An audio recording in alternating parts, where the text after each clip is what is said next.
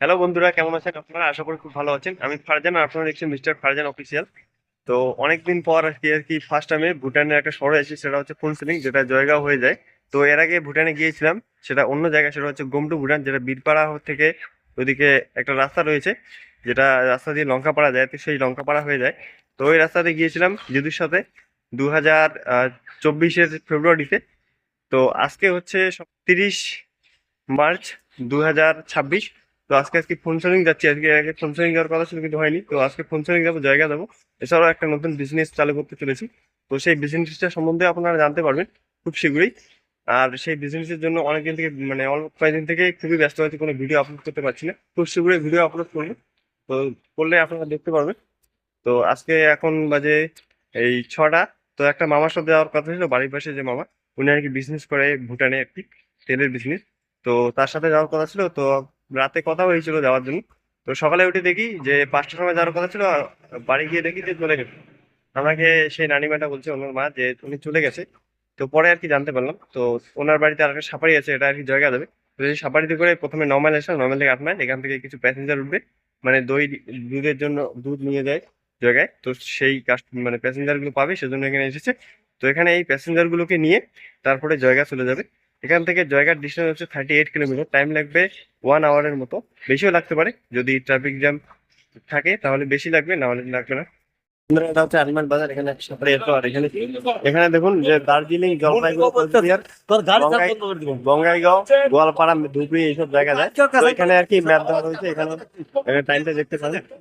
বন্ধুরা, 8 মাইল থেকে 1 মাইল ছেড়ে এখানে নর্মালে আসলো। এখানে একটা stop।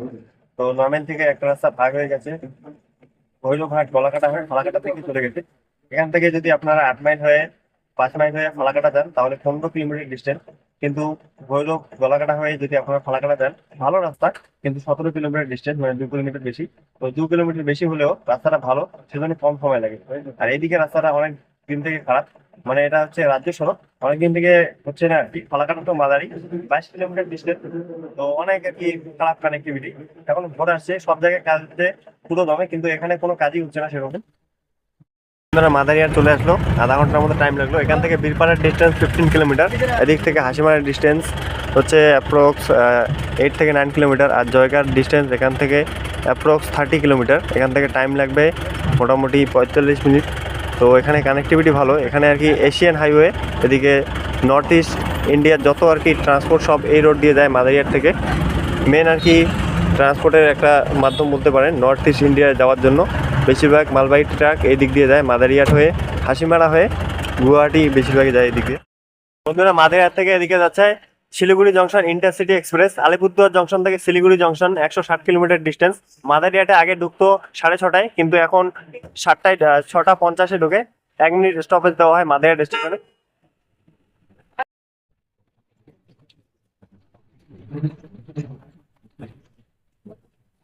বন্ধুরা, এটা হচ্ছে হাসিমারার ব্রিজ, হাসিমারা থেকে মাদারিহাটকে কানেক্ট করার জন্য। আর এটা হচ্ছে রেলওয়ে ব্রিজ। আর নদীটা যে দেখতে পাচ্ছেন, এটা হচ্ছে তোর্ষা নদী। এটা উৎপত্তি হয়েছে ভুটান থেকে, এদিকে কোচবিহার হয়ে বাংলাদেশের দিকে চলে গেছে। বন্ধুরা, উপর দিকে চলে গেছে হাসিমারা ফ্লাইওভার। যারা জয়গা যেতে চান কিন্তু হাসিমারায় ঢুকতে চান না, তাদের জন্য যে ফ্লাইওভারটা, তারা উপর দিয়ে যেতে পারেন। উপরে মানে সময় কম লাগে যেতে। কিন্তু যারা মাঝখানে হাসিমারা আর কি যেতে চান, তো তাদের জন্য এই রাস্তাটা, হাসিমারা হয়ে গুয়াহাটি চলে যায় এই রাস্তাটা, আলিপুরদুয়ার হয়ে, আলিপুরদুয়ার 12-20 হয়ে উপর দিকে এদিকে চলে গেছে ফ্লাইওভারটা, দেখতে পাচ্ছেন।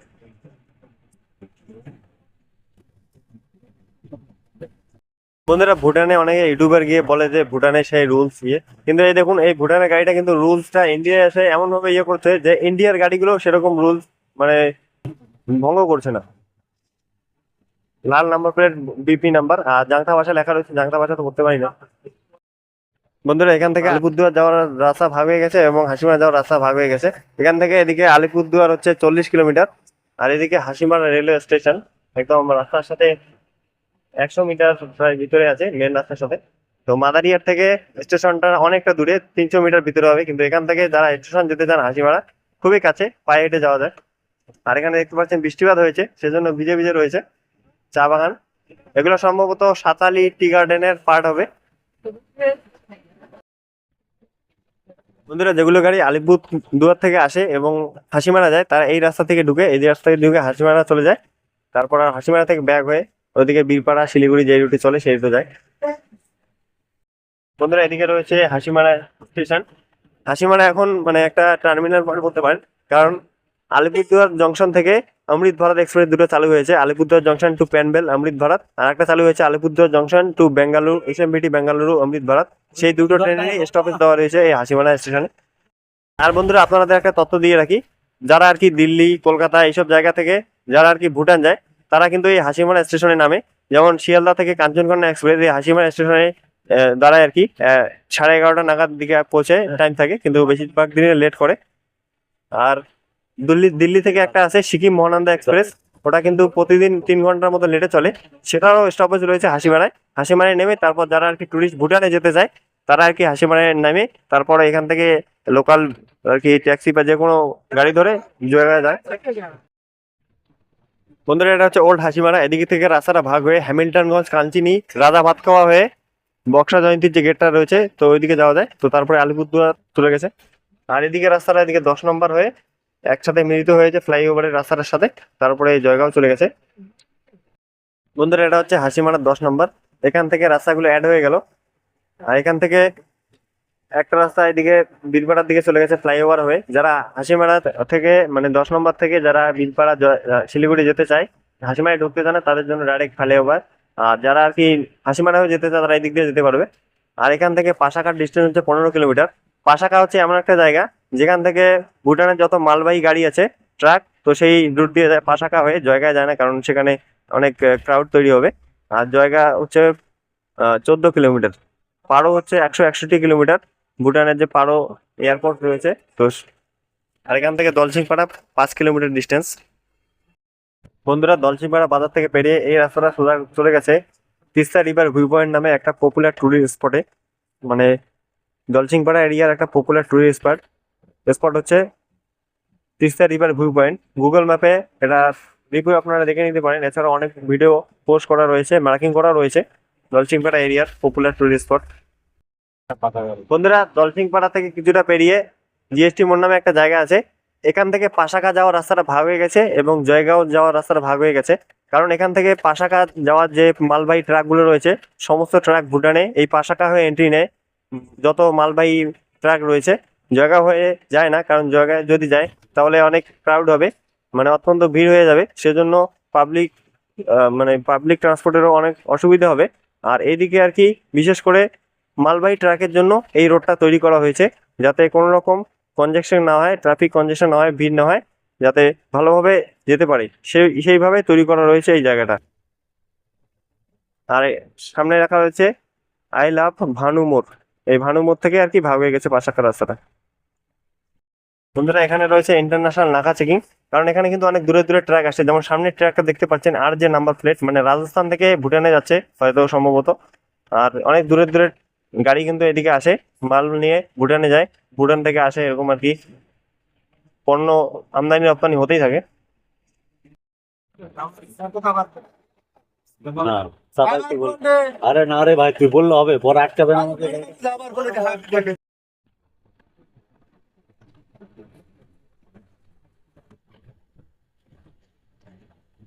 বন্ধুরা, এই ব্রিজটা হয়তো দুর্বল হয়ে গেছে, সেজন্য হয়তো কনস্ট্রাকশন হবে, ওইদিকে ডাইভারশন করে নিচে দেওয়া হয়েছে, যাতে নিচের দিকে গাড়ি চলাচল করতে পারে, কারণ এটা একটা খুবই ব্যস্ততম রুট।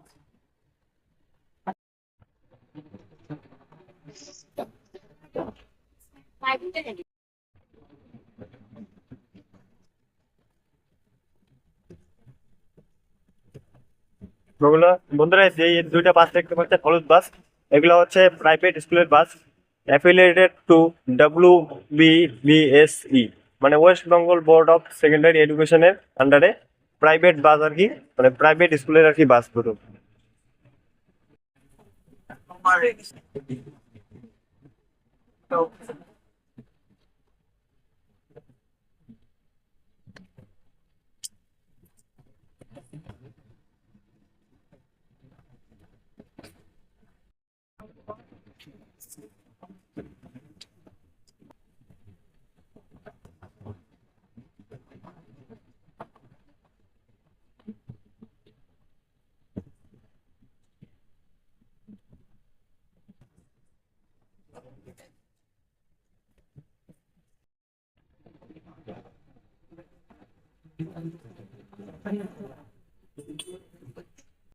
বন্ধুরা আজকে ভোর আর কি সকাল সকাল 5:30টায় উঠেছিলাম, তারপর ঘুরতে গেছিলাম, ঘুরতে গিয়ে নামাজ পড়ে বাড়ি চলে আসলে, তারপরে মামার সাথে যাওয়া কথা ছিল। তো মামা তো 7:30টায় নাকি চলে গেছে। তো 7:30টায় চলে গেছে, তারপর আমি আর কি তার বাড়িতে একটা সুপারি আছে, তো আমার সাথে একটু ওদের মানে ইউটিউব করে 7:30টার সময় আগমান থেকে ছাড়ে। তো জায়গা খুঁজতে খুঁজতে 7:30টা টাইম তো লেট হয়ে গেলে 7:52 বাজে এখন, মানে 1 ঘন্টা 28 মিনিটের মতো টাইম লাগছে, মানে 1 ঘন্টা 22 মিনিটের মতো টাইম লাগলো এখান থেকে আর কি। ফুলছড়ি আমি যাবো, এখান থেকে আর কি লোকাল গাড়ি ধরতে হবে, মানে হেঁটে যাওয়া যায় 1 কিলোমিটার ডিস্টেন্স। আমি আর কি প্রথমে দেখি আর কি, তো লেটার আর কি লিখতে হবে যে কাজের জন্য এসেছিলাম, তো বিজনেস রিলেটেড। তো সেটা আর কি পরে আর কি অ্যাপ্লিকেশন জমা দিতে হবে একজনের কাছে, একটি পেট্রোল পাম্পের একটা ম্যানেজারের কাছে, পেট্রোল পাম্পের ওনার কাছে। বাবা ভ্রিগু যে এসপি, বাবা ভ্রিগু এসপি পেট্রোল পাম্প যে রয়েছে, সেই এসপি পেট্রোল পাম্পের ওনার কাছে জমা দিতে হবে একটা লেটার আর কি, ডিজেল সাপ্লাইয়ের ম্যানেজারের পোস্টের জন্য। তো ওটার জন্য আর কি অ্যাকচুয়ালি এসেছি, তো ভাবলাম আর কি ফুলচরিংটা করে যাই, কারণ এর আগে আমি গৌতম গিয়েছিলাম, কিন্তু ফুলচরিং জানি ফুলচরিং এবার ফার্স্ট টাইম, তো ভোটার কার্ড দেখার ইচ্ছে হয়ে যায়, ওখানে যাই তাহলে বুঝতে পারবো। আর সকাল সকাল এই জন্য এখন সকাল সকাল আসলে আর কি সারাদিন আর কি ভুটান ঘোরার টাইমটা পাবো। আর এখন বাজে 7:53 বাজবে, তো 8টা বাজে। তো যেতে যেতে তাহলে অনেকদিন সারাদিনটা টাইম পাচ্ছি, তো সারাদিন আপনি ভুটান ঘুরে তারপরে 5টার সময়, মানে 5টা কি 3:30 কি 4টার সময় একটা স্টেট বাস ছাড়ে, তো সেই স্টেট বাস ধরে বাড়ি যাবো। বাড়ি পৌঁছে গেছে 5টা বাজবে আর কি, 5টার সময় আমাদের নর্মাল এখান থেকে সম্ভবত 3:30টায় হয়তো সেই স্টেট বাসটা ছাড়ে, Mathabhanga to Jaigaon state bus, মানে কম ভাড়া নেয়, এমনি গাড়িগুলো তখন 50 টাকা ভাড়া নেয়, কিন্তু এই স্টেট বাসটা নেয় 25 টাকা করে, যেহেতু স্টেট ট্রান্সপোর্ট একটাই একমাত্র বাসই আর কি যেটা এই লাইনে চলে আর কি, মাথাভাঙ্গা টু জয়গা। 25 টাকা নেয়, তাছাড়া অন্য গাড়িগুলো 50 করে নেয়। তো এই গাড়িটা এখন আমি 40 টাকা দিয়েছি। তো মানে চেনা পরিচিত লোক তো কম দিলে একটু কম দিলে কিছু প্রবলেম না, ড্রাইভার আছে, কম দেওয়া যাবে না, অল্প একটু কম দিলে 50 টাকা 40 টাকা মতো ঠিক আছে, কিন্তু রাজি হয়ে গেল। তো ওনার নাম্বার নিতে তো একটু দিতে পারলেন, তো বললো যে এইদিকে চলে যাও, তো এখান থেকে ছোটো ছোটো যেতে পারো, এটাও যেতে পারো, ঠিক গেলে আর কি যাওয়া যায়, কোনো ব্যাপার না। তো ফুনসেলিং এন্ট্রি পয়েন্টে ওখানে ভোটার কার্ড দেখালে হয়ে যায় নিশ্চিত। এখন যাই, তারপরে আপনাদের সব ডিটেলস দেখাচ্ছি। ওদের কিছুটা পথ আসার পর এখানে একটা আর কি ইলেকট্রিক আর কি ই রিক্সায় পেয়ে গেলাম। তো এখান থেকে ফুলসেলিং মোটর যাবো 1.1 কিলোমিটার হতে 2 লাখ 10 টাকা ভাড়া। তো যাওয়ার পর আপনাদের সমস্ত ঘুরে করে দিচ্ছি, কারণ এই দিকে আর কি প্রথমে এসেছি, এর আগে মানে ফার্স্ট টাইম আর কি ফুলসেলিং যাচ্ছি। এর আগে গৌতম বুটান গিয়েছিলাম 2024-এর ফেব্রুয়ারিতে।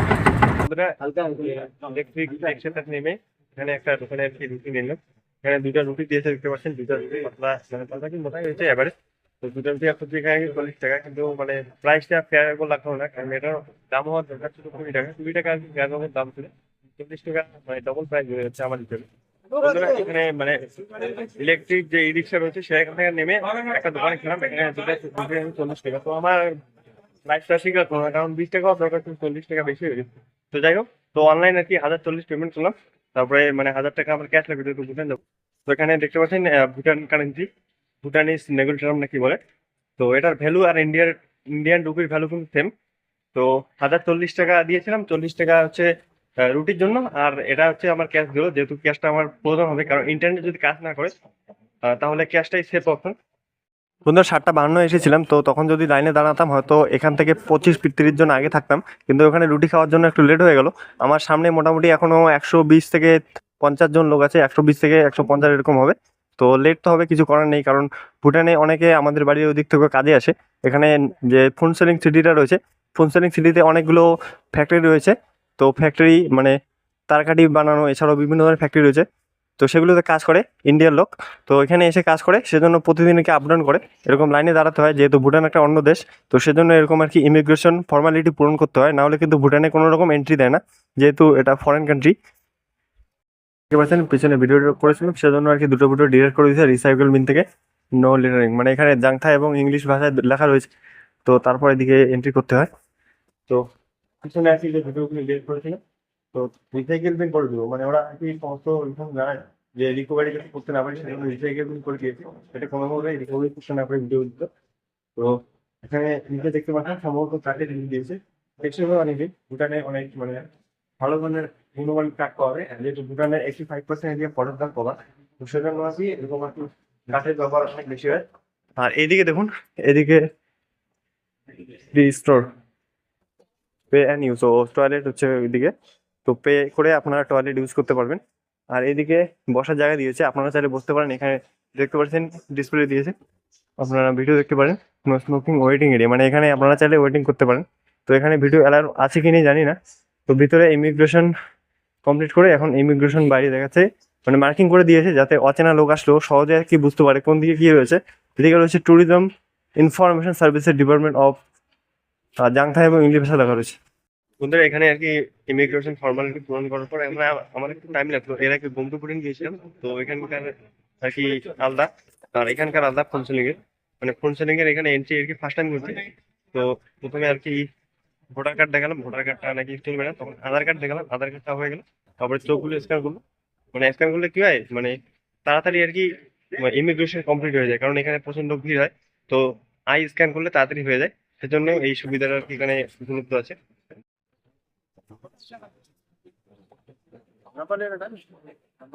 বন্ধুরা এটা হচ্ছে পেডেস্ট্রিয়ান টার্মিনাল, মানে এখান থেকে আর কি ইমিগ্রেশন হয়, মানে ইন্ডিয়া থেকে ইমিগ্রেশন এদিকে আসে, আর ভুটান থেকে এদিকে ইমিগ্রেশন এদিকে যায়। তো এদিকে আর কি আসে শুধু, আর যাওয়ারটা এন্ট্রিটা কোন দিকে সেই বলতে পারছি না ঠিক। এখানে দেখতে পাচ্ছেন অনেক সুন্দরভাবে ইয়ে করছে, জাংতা ভাষায় এবং ইংলিশ ভাষায় লেখা রয়েছে। আর এদিকে রোড দেখতে পাচ্ছেন অনেক পরিষ্কার পরিচ্ছন্ন রোড। আর এগুলো দেখুন হোল ট্যাক্সি, মানে এগুলো হচ্ছে কমার্শিয়াল, আর লালগুলো হচ্ছে প্রাইভেট। বিপি মানে ভুটান পাবলিক, বিটি মানে ভুটান ট্যাক্সি। আর সামনে একটা দেখতে পাচ্ছেন গ্রিন নাম্বার প্লেট, মানে ওটা হচ্ছে ইলেকট্রিক। ইলেকট্রিক মানে পরিবেশ বান্ধব, সেজন্য গ্রিন নাম্বার প্লেট থাকে। আর এদিকে দেখুন দোকানপাট রয়েছে, জাংথা এবং ইংরেজি দুটো ভাষা লেখা রয়েছে। ভুটানের অফিসিয়াল ল্যাঙ্গুয়েজ হচ্ছে জাংথা, আর ইংলিশও সবাই বুঝে আর কি, কারণ একটা এডুকেটেড কান্ট্রি, এখানকার প্রায় 99% এডুকেটেড বলতে পারেন। ইংলিশটা একটা ইন্টারন্যাশনাল ল্যাঙ্গুয়েজ, এখানকার বেশিরভাগ লোকই ইংলিশ কিন্তু খুবই ভালো জানে। বন্ধুরা ফোনসেলিং থেকে এখানে একটা শেয়ারিং গাড়ি নিয়ে নিলাম। তো তিনজন আছি, দুজন কলকাতা রয়েছে আর আমি রয়েছি আলিপুরদুয়ারে। তো 4টা স্পট ঘোরাবে 2 ঘন্টার জন্য। তো 2 ঘন্টা ঘুরিয়ে এখানে ফোনসেলিং এ এখানে নিয়ে চলে আসবে। শেয়ারিং তিনজন 2 ঘন্টার জন্য 4টা স্পটে ঘুরিয়ে আনবে। তো 2 ঘন্টা ঘুরিয়ে এখানে ছেড়ে দেবে। 1500 টাকা হচ্ছে রেট, পার হেড 500। তো আপনারা চাইলে এখানে শেয়ারিং গাড়ির অপশন পেয়ে যাবেন, মানে ফোনসেলিং যে গেটটা রয়েছে যেখান থেকে আর কি ভুটানের ফোনসেলিং এবং জয়গা দুটো শহর কানেক্ট করে যে ইমিগ্রেশন রয়েছে। তো একদিকে রয়েছে ভুটানের ফুনসোলিং, আর একদিকে রয়েছে ইন্ডিয়ার জয়গাঁও। তো এখানে এসে আপনারা একটু ওয়েট করলে শেয়ারিং গাড়ির অপশন পেয়ে যাবেন, খুব অ্যাফোর্ডেবল প্রাইস। তো আপনারা চাইলে অ্যাফোর্ডেবলি আপনারা এরকম শেয়ারিং গাড়ি ধরতে পারেন, একটু ওয়েট করতে হবে। কিন্তু যারা তাড়াহুড়িয়ে থাকবেন তারা কিন্তু এরকম অপশন পাবেন না। আর তাড়াহুড়িয়ে থাকতে হলে আপনাদের আগে থেকে রিজার্ভ করাটা বেস্ট হবে বলে আমি মনে করি। उधर लास्ट স্যার, रेट 3 पॉइंट है। বন্ধুরা এখানে জাংথা এবং ইংলিশ দুটো ভাষা লেখা রয়েছে। জাংথা হচ্ছে ভুটানের অফিসিয়াল ল্যাঙ্গুয়েজ, আর ইংলিশ হচ্ছে ইন্টারন্যাশনাল ল্যাঙ্গুয়েজ। বন্ধুরা ভুটান হচ্ছে কার্বন নেগেটিভ কান্ট্রি, কারণ ভুটানের 85% এরিয়া ফরেস্ট দ্বারা কভার রয়েছে। এখানে এরকম ফরেস্ট কভারের জন্য এখানে আর কি যতগুলো কার্বন ডাই অক্সাইড মানে উৎপন্ন হয়, তার চেয়ে বেশি অক্সিজেন আর কি উৎপন্ন হয়, সেজন্য কার্বন নেগেটিভ কান্ট্রি।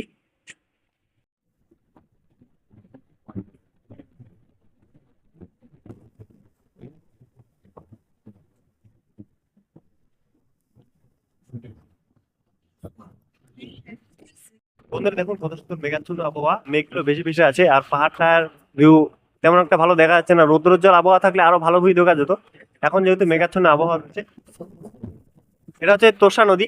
তোষা নদীর উৎপত্তি এই যে ভুটানের কি যেন জায়গা থেকে হয়েছে। তো তারপরে হাসিমারা ব্রিজ যে রয়েছে, রেলওয়ে ব্রিজ এবং মেন ব্রিজ যে রোড ব্রিজ রয়েছে, ওটা দিয়ে তারপরে কোচবিহার হয়ে বাংলাদেশে চলে গেছে এই তোষা রিভারটা।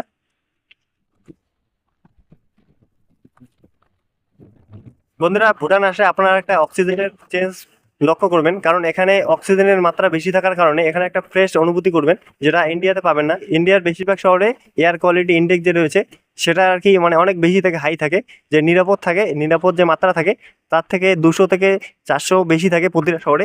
যেমন পৃথিবীর সবচেয়ে দূষিত শহর বর্তমানে হচ্ছে দিল্লি, যেখানকার আর কি এয়ার কোয়ালিটি ইন্ডেক্স এমন খারাপ যে 20টা সিগারেট খেলে যে ক্ষতিটা হয় তার চেয়ে বেশি ক্ষতি হয় নিঃশ্বাস নিলে, সেরকম দিল্লি শহর। তো ভুটানে কিন্তু আপনারা যদি আসেন, তো কলকাতা অথবা শিলিগুড়ি যে কোনো বড় শহরের থেকে এখানে একটা অক্সিজেনের পরিবর্তন মানে চেঞ্জ আর কি লক্ষ্য করবেন, কারণ এখানে এত ফ্রেশ অক্সিজেন পাওয়া যায়, যেটা আমি মাদারিহাট থেকে এসেও বুঝতে পারছি। মাদারিহাটের একুয়ে লেভেলের চেয়ে মানে দ্বিগুণ ভালো আর কি এখানে অনুভূত করছি। মাদারিহাটে অনেক ফরেস্ট রয়েছে, তবুও এখানকার এয়ার কোয়ালিটি ইন্ডেক্স অনেক উন্নত।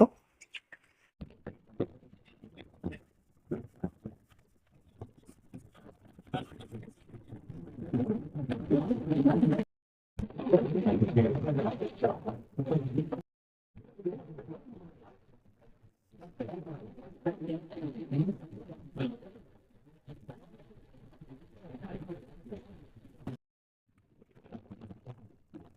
এগুলো হচ্ছে ইমিগ্রেশন অফিস, দেখতে পাচ্ছেন অনেক সুন্দরভাবে এই বিল্ডিং গুলো তৈরি করা হয়েছে, আকর্ষণীয় লাগছে। আমি প্রথমে ভেবেছিলাম রেসিডেন্সিয়াল, না এটা গভর্নমেন্টের কি প্লেস বলতে পারেন।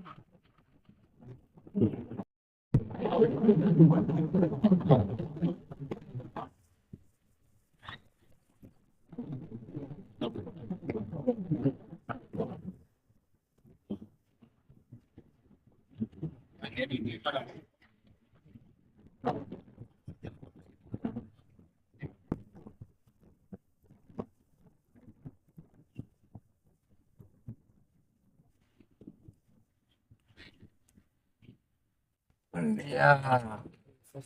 First one, how much you? বন্ধুরা ফোনসেলিং থেকে ফার্স্ট আমাদের স্পট হচ্ছে আমাচু ব্রিজ।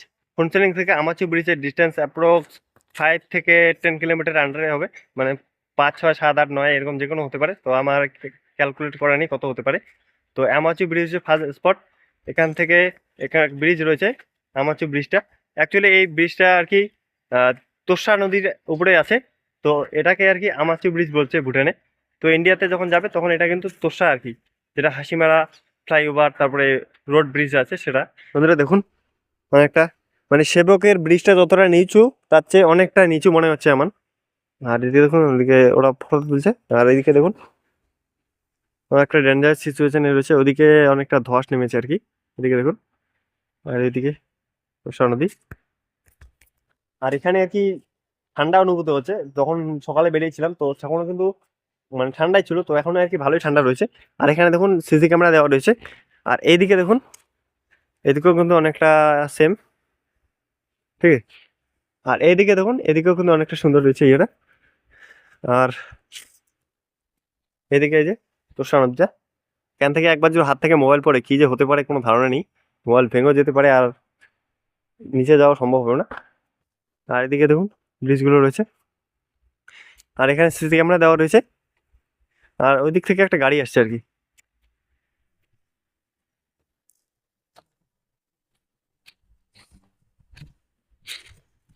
তো আমি ওইদিকে আগে যাবো, তারপরে হ্যাঙ্গিং ব্রিজটা আর কি ফটো তুলে তারপরে ওইদিকে চলে আসবো। খুব ভালো লাগছে, কিন্তু মানে ঠান্ডা একটু লাগছে, ঠান্ডা একটু রোদ হলে আর কি ভালো হতো। আর এই ব্রিজটা যখন নাকি ইয়েটা যাচ্ছে গাড়িটা, তো ব্রিজটা কিন্তু দুলছে, একটু ভয় ভয় লাগে, কারণ ফার্স্ট টাইম এর আগে এখানে আসা হয়নি।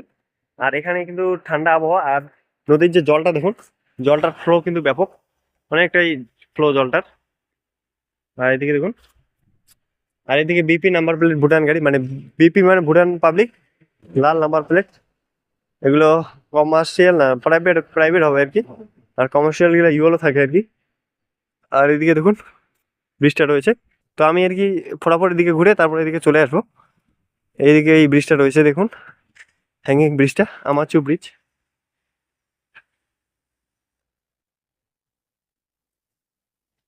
আমি ওই দিক থেকে একদম দৌড়ে ওইদিকে শেষ করে দেবো।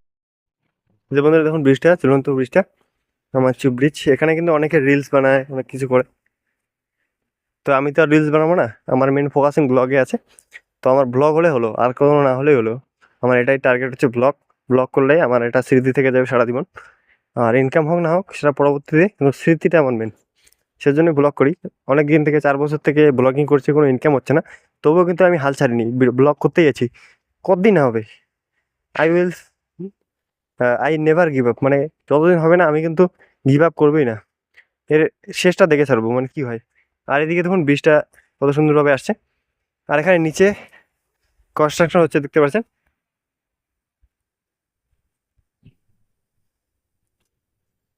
কনস্ট্রাকশন হচ্ছে এখানে নিচে। আর আর একটা জিনিস আমি ভুটানে দেখছি, যে ভুটানে এখানে কোয়ালিটি অফ লাইফ একটা মেনটেন করার একটা অপশন আছে। ইন্ডিয়াতে যেমন আপনি যত ইনকাম করুন না কারণ কারণ ওয়েস্ট ম্যানেজমেন্ট বলুন, ওয়াটার সাপ্লাই, তারপরে বিভিন্ন ধরনের জিনিসগুলো, সেগুলো কিন্তু প্রপারলি ম্যানেজ করা হয় না। রুলস রেগুলেশন সেগুলো আর কি অনেক মানে মেনটেন না করা হলেও চলে বলুন। কিন্তু ভুটানে কিন্তু একটু আগে দেখলাম যে একজন নাকি 2 মিনিট লেট করেছিল, মানে কালকে সকালে 8টার সময় এসেছিল, তো আজকে আসতে 2 মিনিট লেট করেছিল, সেজন্য তার 6,000 টাকা ফাইন লেগে গেছে। তো ইন্ডিয়া হলে 100 টাকা দিয়ে সেটা রফা দফা করে নিত, কিন্তু এখানে 2 মিনিট টাইমের জন্য, এখানে 2 মিনিট লেট আসার জন্য 6,000 ফাইন লেগে দিয়েছে। তো জম্মু কাশ্মীরের যে অনন্তনাগ কাজিকুন্ড রয়েছে, কাজিকুন্ড থেকে একজন ট্যুরিস্ট রয়েছে, একজন দাদা, তো উনি বললেন আর কি 2 মিনিটের জন্য 6,000 ফাইন। ইন্ডিয়া হলে হয়তো 100 টাকা দিয়ে সেটেল হয়ে যেত, কিন্তু ভুটানে না, এখানে 6,000 লেগেছে, 6,000 ফাইন দিয়ে তবে আপনি যেতে পারবেন 2 মিনিট নেটের জন্য। আর এখানে এই নদীটা আর কি অনেক আর কি জল নিয়ে যাচ্ছে ইন্ডিয়ার দিকে। এটা দলসিংপাড়া থেকে টোটোপাড়া হয়ে তারপরে হাসিমারা হয়ে চলে গেছে আর কি। আর এখন কিন্তু ভালোই বৃষ্টিপাত হয়েছে, হয়তো পাহাড়ে একদম ধুয়ে নিয়ে চলে এসেছে। আর সেবক ব্রিজের থেকে কিন্তু অনেকটা ডাউন আমার মনে হচ্ছে, সেবক ব্রিজের থেকে অনেকটা বড় হবে। তাদেরকে ধস নেমেছে, এখানে হয়তো কাজ হচ্ছে, আর এখানে ইন্ডিয়ান লোকেরা কাজ করছে দেখতে পাচ্ছেন, ওরা রাজবংশী ভাষায় কথা বলছে। তো আমি বাড়িতে যেহেতু রাজবংশী ভাষা বলি, তো ওদের ভাষাগুলো শুনে বুঝতে পারছি ওরা রাজবংশী আমার মাতৃভাষায় কথা বলছে আর কি। তো তো যাই হোক, তো এখানে কাজ হচ্ছে, কাজ না হলে কিন্তু এটা অনেক রিস্কি হয়ে যায়, কারণ এত বড় একটা ব্রিজ যদি এর মানে ধরে রাখার ক্ষমতাটা নষ্ট হয়ে যায় তাহলে কিন্তু বড়সড় দুর্ঘটনা করতে পারে এবং কানেক্টিভিটিতে প্রবলেম হতে পারে। সেজন্য এটা মেরামতের কাজ চলছে। আর এখানে অনেক কয়েকজন কাজ করেছে, এখানে একটা জেসিবিও দেখতে পাচ্ছি, এখানে অনেকগুলো রড নিয়েছে, আর কি কি কাজ হতে গেছে।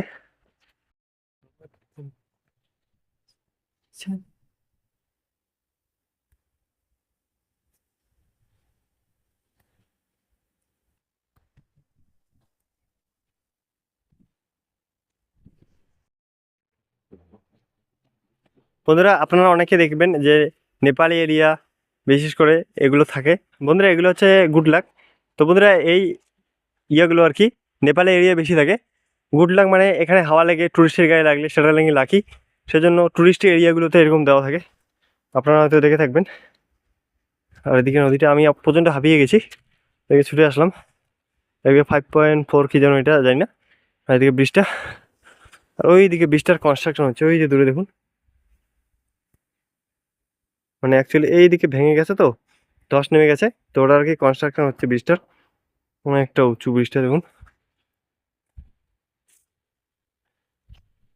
আর এখানে বসার বন্ধুরা, এখানে দেখুন ফুড ট্রাক, মানে এখানে হয়তো সবজি বা কোনো একটা খাদ্য জিনিস নিয়ে আসে, খাবার জিনিস, এই ফুড ট্রাক এরকম মনে হচ্ছে। আর এখানে স্টল লাগা আছে, এটা কখন খুলে সেটা জানি না, হয়তো টুরিস্ট বেশি হলে হয়তো খুলতে পারে। তো এখানে তো কাউকে দেখছি না। ফুড ট্রাক আমচু তোষা ব্রিজ ফোনসলিং। আর এইদিকে দেখুন, এদিক থেকেও ভিউটা কিন্তু ব্যাপক লাগছে দেখুন বন্ধুরা। এইদিকে মেঘের জন্য ভালোভাবে বোঝা যাচ্ছে না, নাহলে কিন্তু রোদ থাকলে সেই ব্যাপক ভিউ আসছে ওইদিকে। আর এইদিকে দেখুন ব্রিজটা, আর এদিকে একটা ডাম্পার দিকে আসছে। বন্ধুরা, আমাচু ব্রিজের মানে তিস্তা যে নদীটা রয়েছে, নদীটার ওপারে হচ্ছে শামসি ডিস্ট্রিক্ট, আর এইটা হচ্ছে ফোনসলিং ডিস্ট্রিক্ট। ফোনসলিং আর কি বর্ডার, যেখান থেকে আর কি ইমিগ্রেশন হয়, এখান থেকে 7 কিলোমিটার ডিস্টেন্স। এখানে জাংথা এবং ইংলিশ ভাষায় রাস্তার সাইডে লেখা ছিল, সেই তথ্যটা অনুযায়ী দিচ্ছি। এখানে কিন্তু রোড কানেক্টিভিটি খুবই ভালো রয়েছে, মানে গুড কন্ডিশনে রয়েছে। তো ভিতরে হয়তো কেমন আছে, ভালো আছে কি নেই সে সম্বন্ধে ধারণা নেই, কারণ যাওয়া হয়নি। তো পরবর্তীতে যখন টাইম নিয়ে আসবো তখন ভিতরে থিম্পু অবধি যাবো। আর আজকে একটা শর্ট জার্নি করে, মানে ফ্রি অ্যাক্সেস যেগুলো দেয় সেই ফ্রি অ্যাক্সেস করে আজকে চলে যাবো।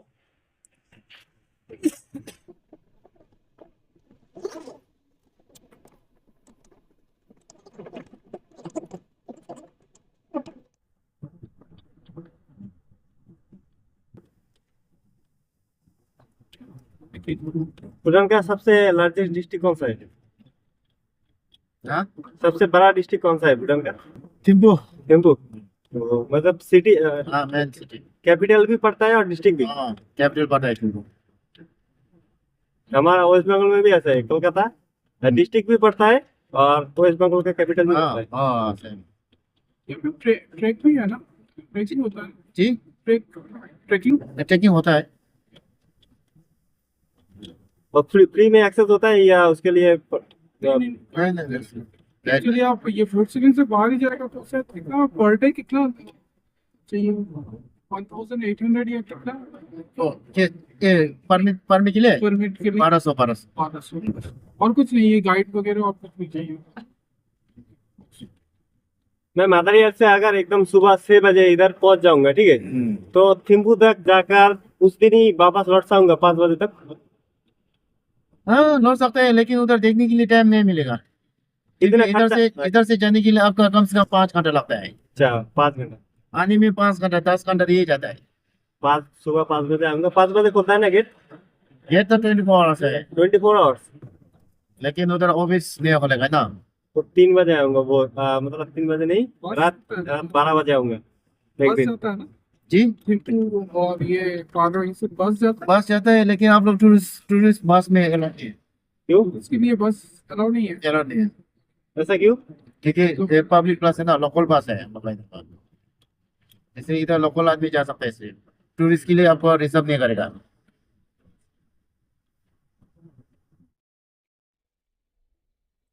আর আই লাভ জয়গাঁওটা একটা নেবে তো এখান থেকে, ভুটান থেকে।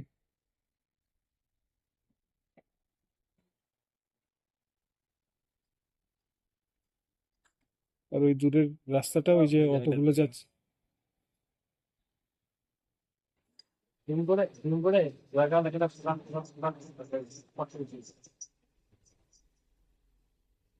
জায়গা লাগাতে ট্যাপ করো, এই টিনেক্স করে স্টেবল করে ট্যাপ করো। হ্যাঁ জানি। ট্যাপ ট্যাপ দু তিনবার ট্যাপ করো। আমি ফটো তুলছি না তো, ভিডিও তুলছি।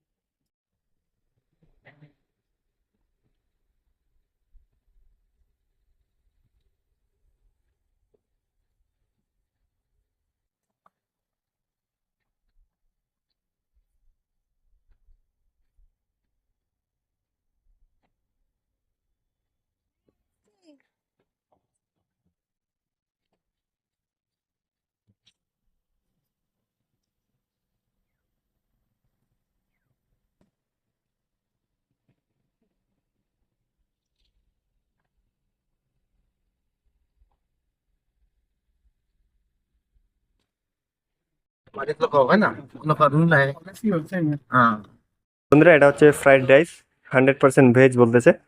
তো ইয়ে কে ये दाल है। এটা হচ্ছে ডাল, মানে এটা प्राण का ये जो আহ, मतलब পাত্তাকপি বাঁধাকপি যে আছে, ওই বাঁধাকপি, তারপরে কি কি আছে মানে ডিম টিম একটু মিক্স আছে। এটা হচ্ছে 100 টাকা প্রাইস, 100% ভেজ থালি। তো কি কি বলো, পর্ক আছে, তারপরে ইয়ে আছে। তো পর্ক তো আমার চলে না, হারাম আর কি ইসলামে, তো সেজন্য আমি খাই না আর কি। তো সেজন্য আর কি আমি এইসব জায়গায় যেসব মিক্স থাকে সেগুলোতে শুধু আমি প্রেফার করি যে ভেজ আইটেমটা আমার মনে হচ্ছে সেফ। বন্ধুরা আমি এখন রয়েছি ভুটানের ফোনসেলিংয়ে, মানে ভুটান থেকে প্রথম যে শহর শুরু হয়, জয়গাঁও যেমন শহর একটা সীমান্তবর্তী শহর, সেরকম ফোনসেলিং হচ্ছে ভুটানের একটা সীমান্তবর্তী শহর। মানে বর্ডার এরিয়া থেকে এদিকে ভুটানে পড়ছে ফার্স্ট শহর ফোনসেলিং, আর জয়গাঁও পড়ছে ভুটানের এরকম সীমান্তবর্তী শহর। তো এখানে দেখতে পাচ্ছেন এখানে কিন্তু কোনো ট্রাফিক লাইট নেই। এখানে আর কি লোকরা নিজেদের মধ্যে এরকম রুলস খুবই মেনটেন করে।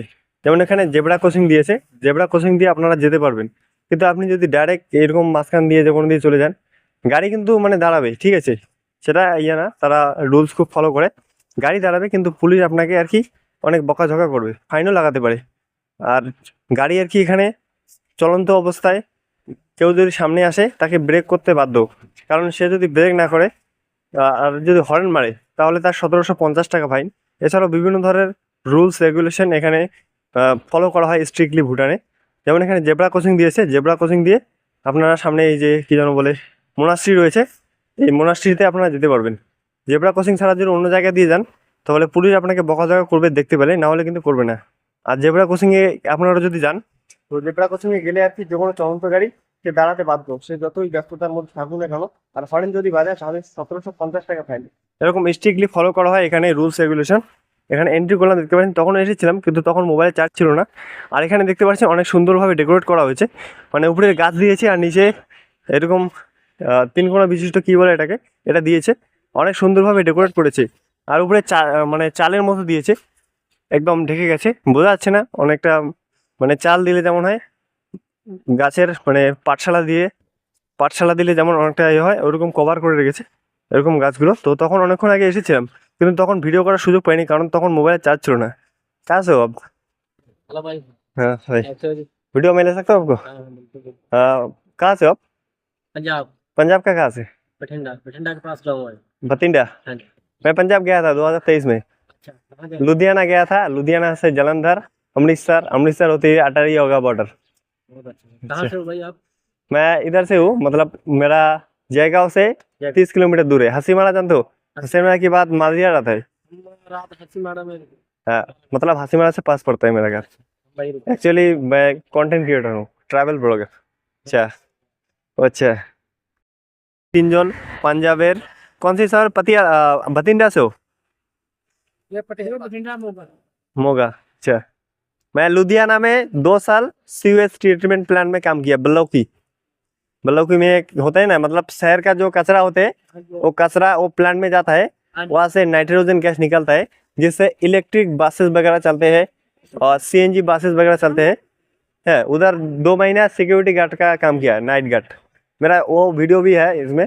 और अटेरी ओगा बॉर्डर अब फिलहाल चालू है क्या? बगा बॉर्डर अमृतसर से जो जाने नहीं थे, आगे नहीं जाने थे। मैं गया था 2023 का। देखने जाते हैं। हाँ, जब शो होता था ना रेट्रीट सेरेमनी, वो बंद हो गया क्या? ओपन नहीं है। वो मतलब पहलगाम अटैक के बाद बंद हो गया।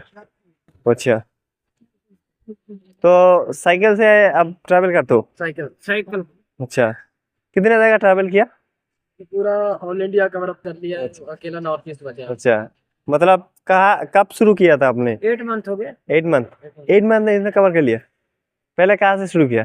पंजाब से। पंजाब से मतलब कौन सी स्टेट बताइए, जैसे यूपी, पंजाब, हरियाणा। जम्मू कश्मीर, हम्म, Himachal Pradesh, Haryana, Uttarakhand, UP, Bihar, MP, Jharkhand, West Bengal, Andaman Nicobar. Andaman Nicobar कैसे गए? शिप से। कितना खर्चा हुआ? अच्छा, वहाँ से 5000 पर पर्सन टिकट लगती है। तो कोलकाता से गया था क्या? कोलकाता। वो अच्छा, वो क्या बोलते हैं, श्यामा प्रसाद मुखर्जी पोर्ट बोलते हैं वो ना, मतलब कोलकाता जो बोर्ड है वो श्यामा प्रसाद मुखर्जी। तो समझा, तो 5000 पर हेड ट्रेन लेते हैं, मतलब एक आदमी के 5000 लेते हैं। अच्छा, कितने दिन में अंडमान निकोबार पहुंचा देते हैं? 3 डेज होता है। 3 डेज 4 नाइट होता है। 4 नाइट। अच्छा, और मतलब ये सस्ता था या महंगा भी होता है उनमें से? महंगे भी होते हैं। सबसे महंगा कितने का होते हैं? सबसे महंगे 20,000 तक टिकट होती है फर्स्ट क्लास की। First class. आप कौन सी क्लास में थे? हैं? मेरी पढ़ाई हुई। नहीं वो नहीं बताना हो, मतलब डॉक्यूमेंट्री वो नहीं बोल रहा हूँ। शिप में 5000 में जो था, मतलब जो एक डॉर्मेट्रिक होता है ना। हाँ। डॉर्मेट्रिक। अच्छा, वो सस्ता वाला होता है क्या? डॉर्मेट्रिक की टिकट 5000 होती है। তো বন্ধুরা যারা আর কি এরকম সস্তায় আর কি কলকাতা থেকে আন্দামান নিকোবর যেতে চান, সস্তায় যেতে পারবেন 5000 টাকায় মাত্র, मतलब 5000 से शुरू होते हैं। जैसे मेरा भी जाने का मन है, वो अब अप्लाई करना पड़ता है क्या पहले से ही? नहीं, वहीं पे जाके टिकट मिल जाती है बाई हैंड से। मैंने कोलकाता भी घूमा 2-3 मंथ, ठीक है। Kolkata science city, eco park, और क्या बोलते हैं Victoria memorial, under water metro, Howrah bridge, और जितने भी हिस्टोरिक प्लेस है वो सब घूम लिए, ठीक है। मेरा हाईलाइट भी है। और मतलब एक बार सियालदा से हावड़ा कनेक्ट किया मेट्रो, वो भी ब्लॉग मेरा चैनल में है। वो कनेक्ट होने से क्या हो गया, मतलब जो ट्रैफिक था वो कम हो गया, क्योंकि हावड़ा और सियालदा कोलकाता का सबसे बड़ा रेलवे स्टेशन है। तब उधर था, मतलब उधर काम करता था तो 2.5 मंथ, ठीक है। तो 2.5 मंथ उधर किया, मतलब सेल्स का किया, इसीलिए मेरा कम्युनिकेशन स्किल, बोलने का स्पीड बढ़ गया। उधर 2.5 महीने पहले किया, 2024 में 42 दिन किया, उसके बाद घर लौट आया। 2025 में 2.5 महीने रहा, उसके बाद घर आने का बहुत मन किया, मतलब घर का याद आया, घर चला आया। और तभी से अभी तक मतलब घर में हूँ। बहुत सारी जगह घूम रहा हूँ, जैसे दार्जिलिंग घूमा था रिसेंटली, और इधर अलीपुरद्वार अलीपुरद्वार का एक क्या बोलता है, एक ग्लास टावर है, मतलब भारत का दूसरा सबसे ऊंचा ग्लास का टावर होता है, ठीक है। उसका एंट्री टिकट 80 रुपया होते हैं, और ग्लास टावर चढ़ने का 200 रुपया होता है, 200, ठीक है। वो दुनिया का मतलब इंडिया का 2 नंबर ऊंचा ग्लास टावर है। सबसे ऊंचा है अहमदाबाद में, उधर रिसेंटली घूमा, वो मेरा चैनल में भी है, मतलब पूरा वीडियो अपलोड नहीं किया, हाईलाइट दिया ऐसे। तो उधर भी जा सकते हो। यहाँ से आप मेघालय जाओगे तो पहले आपको अलीपुरद्वार मतलब इधर हासीमारा होते हुए जाना पड़ेगा। हासीमारा से अलीपुरद्वार जाके किसी को पूछना माँ पैराडाइज वर्ल्ड, ठीक है, वो दिखा देगा, बहुत बढ़िया जगह है। आप उधर घूमेंगे तो आपका मतलब थकान सा सब दूर हो जाएगा। ফুনসলিং থেকে ইমিগ্রেশন ফর্মালিটি পূরণ করে এদিকে আসলাম, এদিকে ইন্ডিয়া সাইড। তো এখানে আর কি ভোটার কার্ড এবং আধার কার্ড দুটোই এলাও। আগে শুধু ভোটার কার্ড থাকতো, কিন্তু রিসেন্টলি আধার কার্ডের অপশন দিয়েছে। তো এখানে দেখতে পাচ্ছেন এখানে একটা বড় প্রাচীর দেওয়া রয়েছে, যাতে প্রাচীর টপকে কেউ যেতে না পারে। এছাড়াও অনেক আর কি আধুনিক প্রযুক্তি দিয়ে এখানে চোখ স্ক্যান হচ্ছে, এছাড়াও ফেস স্ক্যান হচ্ছে, যাতে কোনো রকম অবৈধ বা যে কোনো লোক এভাবে প্রবেশ করতে না পারে ভুটানে। আর এখানে দেখতে পাচ্ছেন বেশিরভাগই আর কি পোশাক বিক্রি করছে, পোশাকের দোকান। এছাড়াও আসবাবপত্র মানে যত আর কি পোশাক জাতীয় জিনিস, এছাড়াও ঘর সাজানোর সবজি, সমস্ত ধরনের এখানে পেয়ে যাবেন আপনারা একদম রাস্তার এক সাইডে। আর এই সাইডে কিন্তু একটা দোকান নেই, কারণ এই সাইডে হয়তো অ্যালাউ নেই, অ্যালাউ মানে যেদিকে ওয়ালটা দিয়েছে, ওয়ালটা মোটামুটি 20 ফিটের মতো হাইটে হবে আর কি, যে আইডিয়া হচ্ছে। আর দেখুন কেমন নোংরা। ভুটানে যখন ছিলাম তখন কিন্তু ওখানে মেনটেনেন্স করা রয়েছে, মানে যে রাস্তাঘাটের যে পরিষ্কার পরিচ্ছন্নতা সেটা বজায় রাখা ছিল, কিন্তু এখানে দেখতে পাচ্ছেন এখানে কিন্তু সেটা করা হয়নি। ইন্ডিয়া আর ভুটানের এটা একটা মেন পার্থক্য বলতে পারেন। এখানে দেখতে পাচ্ছেন রেনকোট, এছাড়াও বিভিন্ন ধরনের প্রয়োজনীয় প্রোডাক্ট বিক্রি করছে। এখানে জুতোর দোকান, এছাড়াও ফুডস রয়েছে, বিভিন্ন ধরনের স্ট্রিট ফুড, যেমন ফুচকা রয়েছে, মোমো রয়েছে, এখানে ভুট্টা বিক্রি করছে, এরকম বিভিন্ন ধরনের ফুডের অপশন এখানে পেয়ে যাবেন। ওদের পেছনে দেখতে পাচ্ছেন এদিকে কিন্তু এন্ট্রি, তো আমি ওদের বেরিয়েছিলাম, এদিকে হয়তো এক্সিট হয়ে যায়। তো দেখতে পাচ্ছেন ওয়ালটার দিকে যদি ভুটান পড়ে, তো বলছিল যে এদিকে এন্ট্রি, তো আমি জিজ্ঞাসা করে তারপরে এদিকে বেরিয়েছিলাম, নাহলে আরো যদি ভুটান ঢুকতাম তাহলে আর আজকে যাওয়ার কি ইয়ে পেতাম না। কারণ দুবার এরকম করে দেয় আর কি, 12 ঘন্টা করে টাইম থাকে, 24 ঘন্টা দিনে, মানে দুবার যেতে পারবেন। কিন্তু 24 ঘন্টার বেশি আর কি আপনারা যদি যান তাহলে কিন্তু আপনার ফাইন লাগিয়ে দিবে, অনেক স্ট্রিক্ট ল ভুটানের। আর ইন্ডিয়া তেমন একটা ল নাই, মানে ল থাকলেও সেগুলো আর কি ফলো করা হয় না। আর ইন্ডিয়াতে যেমন করাপশন রয়েছে, যে টাকা খাইয়ে 1000 টাকা ফাইন 100 টাকাতে আনবেন, সেটা কিন্তু ভুটানে করতে পারবেন না। তো 2 মিনিট 1 মিনিট যদি কেউ লেট করে টাইমের, তাহলে কিন্তু 6000 না কত যেন ফাইন লাগিয়ে দেয়। এটা কিন্তু স্ট্রিক্টলি ফলো হয় ভুটানে।